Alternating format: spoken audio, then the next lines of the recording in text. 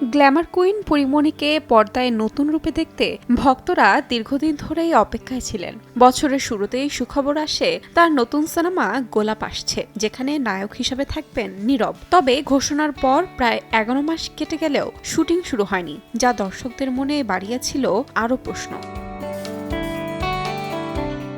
অবশেষে সেই জট খুলতে চলেছে। সিনেমাটির নির্মাতা শামসুল হুদা জানিয়েছেন, বহুদিনের অপেক্ষার পর গোলাপ এবার সত্যিই আসছে ক্যামেরার সামনে।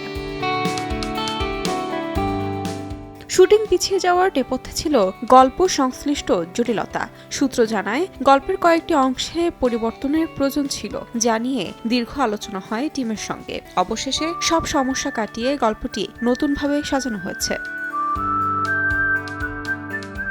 ছোট শহরের রাজনৈতিক বাস্তবতা, উত্তেজনা আর রহস্যকে কেন্দ্র করে নির্মিত হচ্ছে গোলাপ। তবে সব ঠিক থাকলে আগামী ফেব্রুয়ারিতেই শুরু হবে সিনেমাটির শুটিং। তাহমিনা তন্নি, সময় সংবাদ।